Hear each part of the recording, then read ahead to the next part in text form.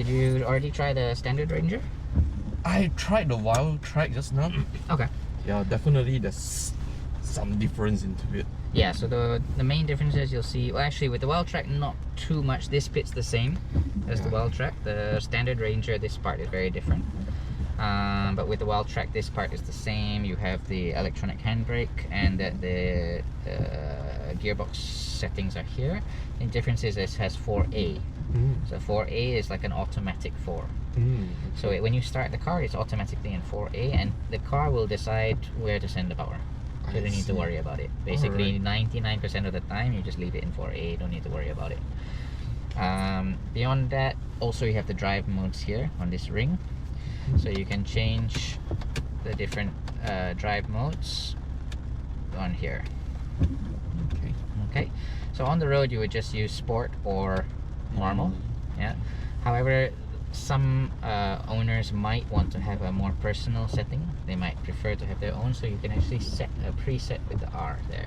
So you might want to have a loud exhaust but a comfortable suspension, for example. So that's what you can set there.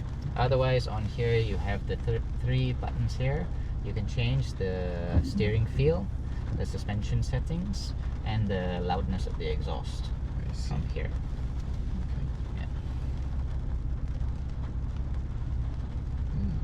But does changing the exhaust change any power? Get a little bit of power, yes. A little just bit. Just by freeing up the system. But not a noticeable amount, it's more the sound. Alright. Okay, the button's on the front. Yep. Alright. The other one, yeah, we can go. So the other one is there's an off-road mode here, so you can actually bring up a display. So it gives you a front view camera, also of where your tires are going, and you can lock the diffs individually from here. That's cool. Yeah. Get this egg. Alright, left and left.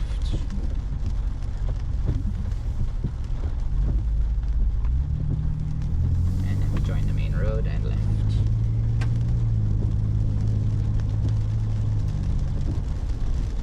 So you can try to accelerate a little bit in the normal mode, and then I'll switch it to sport for you. We try that again as well.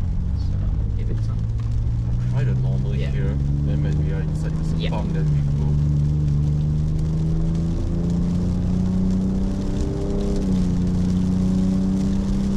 Turn left here.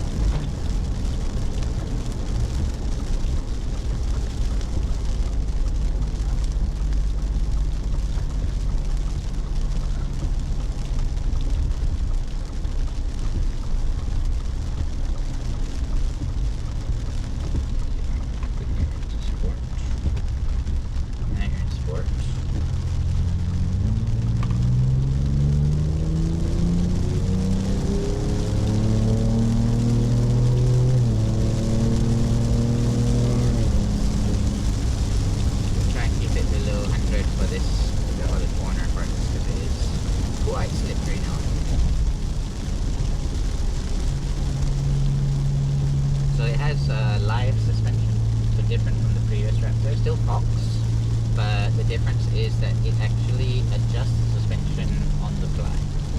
So as you corner, as you brake, as you accelerate, it adjusts the compression to keep the car completely level. So as you're taking the corners, you feel the car is staying like an active suspension. Yes, basically, yeah.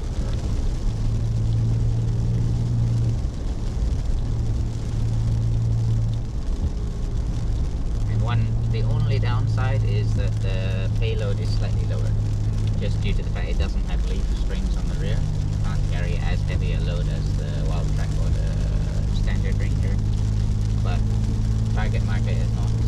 Yeah, I don't think anyone would want to like carry too many heavy loads on this. Yeah, it's not really the purpose of this one.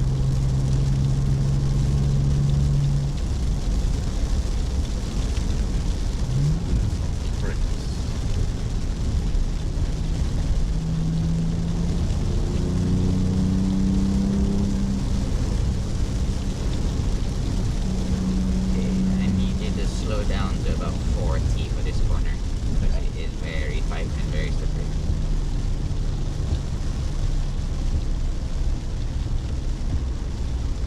doesn't look like it, but it actually suddenly tightens up. Yep. Just now I drove the wall track. It Yeah. caught me a little bit. Can imagine. It's kind of sharp. Yep. And blind. Yep. You think it's fine and suddenly, oh shit, it's over there.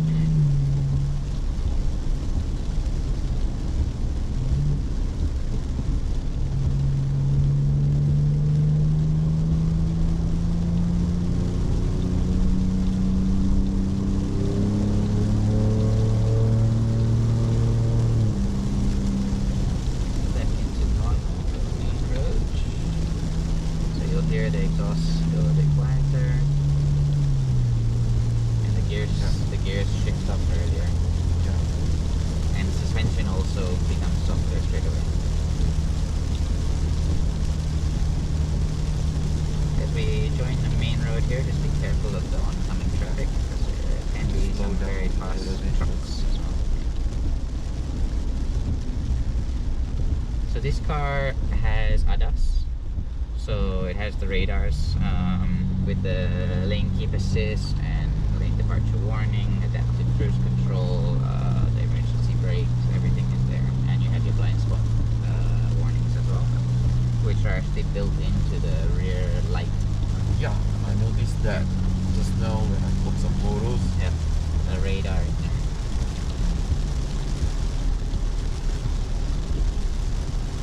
So on this bit you feel the comfort level is also way higher.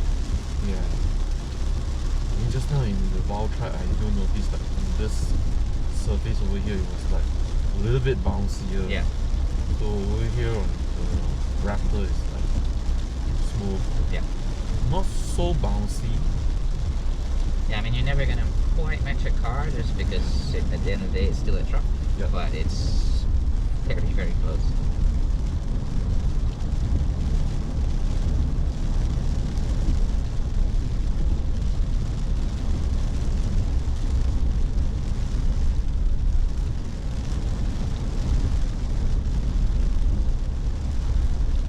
Taking like a slow cruising is very a lot more comfortable. It's nice. Definitely the gearing is very, very nice as well. It's quite smooth. And it's actually very silent inside. Yeah. The soundproofing is very good. You don't feel like the lag in the gear shifting too much. It's quite precise and fast.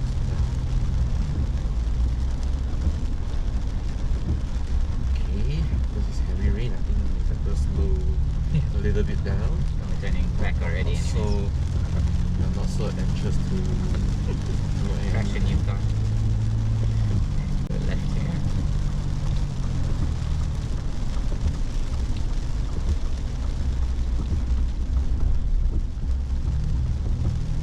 And straight up, and we turn in at the second set of flags.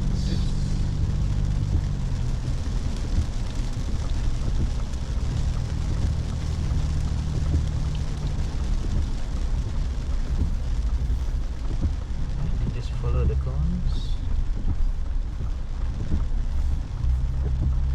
and then we'll turn right here, and then we'll go back to where we picked up the car. You can try to do the reverse parking so you can see the 360 stuff as well. Okay, sure.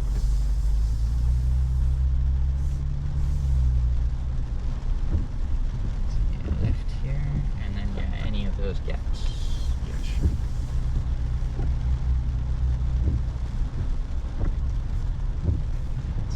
Go into reverse.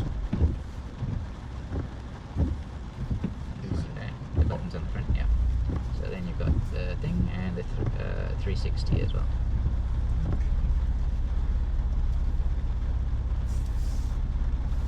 I still prefer like looking at the side mirrors. It's good to have the 360 camera.